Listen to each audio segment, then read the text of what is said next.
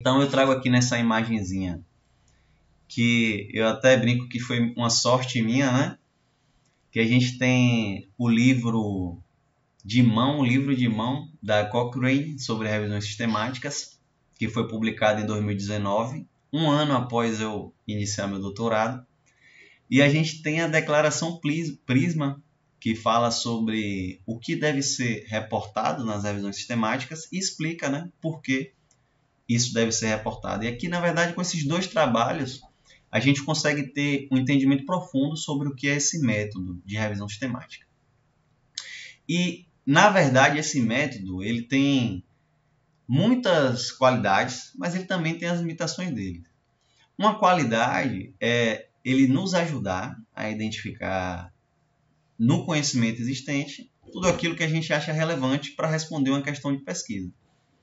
A limitação é que com a revisão sistemática a gente fica dependente do que existe. Então, vou utilizar um exemplo aqui da minha pesquisa. Eu não conseguiria falar sobre o efeito de atividades na natureza na depressão se não existisse pesquisas sobre atividade da natureza na depressão utilizando o método de revisão sistemática, pois eu não teria nada para revisar. Então, essa é uma das limitações dela.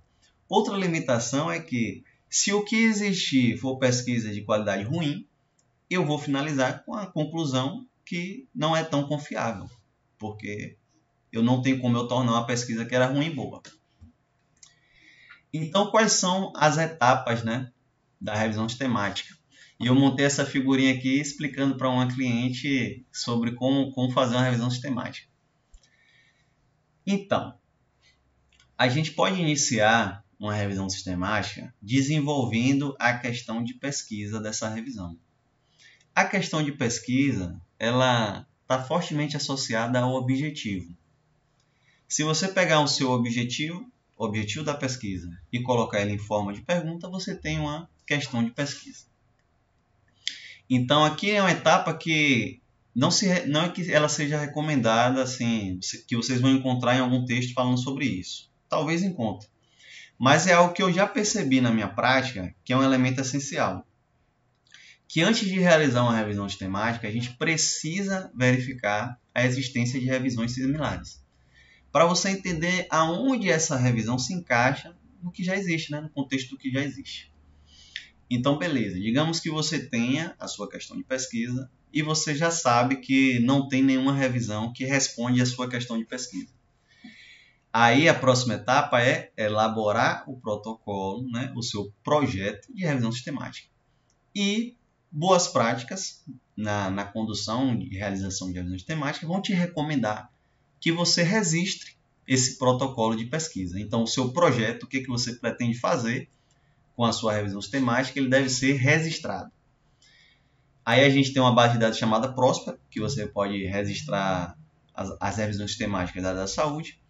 Mas a gente tem também o Open Science Framework, que você pode registrar qualquer tipo de revisão sistemática. Beleza. E o que vai ter que ter nesse protocolo, né, nesse projeto? Você tem que ter uma questão de pesquisa, os critérios de elegibilidade, que são os critérios para incluir os estudos na sua revisão. Você precisa ter uma estratégia de busca, que é como você vai encontrar esses estudos. Triagem e seleção. Triagem é um termozinho que a gente utiliza para avaliação de título e resumo, né? Que é aquela primeira seleção quando você encontra vários resultados na sua busca. E seleção é a análise no texto completo, daqueles textos que passarem pela avaliação de título e resumo. Aí vem a extração dos dados, que é como você vai selecionar, né, que informações você quer desses artigos e como você vai pegar essas informações. Aí, nessa fase de triagem, seleção e extração dos dados, é recomendado que uma pessoa faça independentemente ou que pelo menos outra pessoa, né, faça independentemente de você, ou que essa pessoa confira o trabalho que você fez.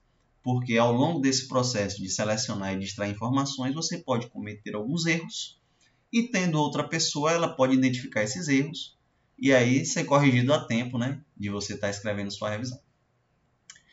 Uma fase presente em alguns tipos de revisão, presente nas revisões que eu fiz, é a análise de risco de viés dos estudos primários, que são os estudos incluídos na revisão. No caso dessa revisão de estudos primários, né? Porque tem revisão de revisões agora também. E a síntese dos achados, que pode ser qualitativa ou pode ser quantitativa. E a forma de síntese mais popular, quantitativa, é a meta-análise.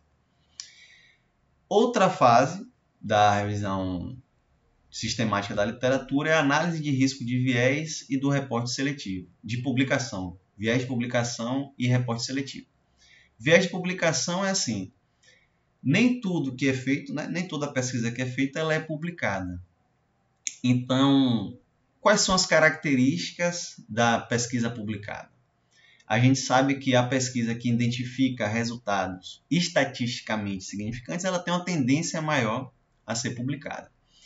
Então, para que os resultados da revisão não sejam enviesados por esses estudos que encontraram essa diferença estatística, sempre que possível é importante incluir estudos que não foram publicados.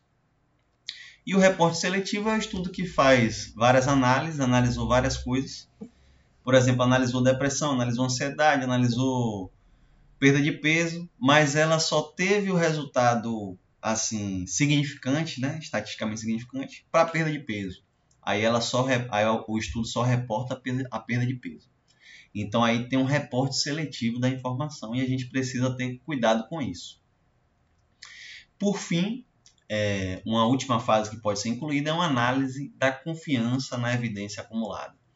Então, a gente olha para aqueles estudos que foram incluídos, a gente olha para a nossa questão de pesquisa, a gente olha para a nossa análise, né, dos métodos daquele estudo e a gente começa a falar sobre a confiança que a gente tem naqueles achados. Então, essas são as etapas principais de uma revisão sistemática. Nem toda revisão inclui essas etapas, especialmente as etapas em vermelhas. Alguns tipos de revisão não incluem elas. Mas acho que deu para ter um entendimento aí do que é uma revisão sistemática.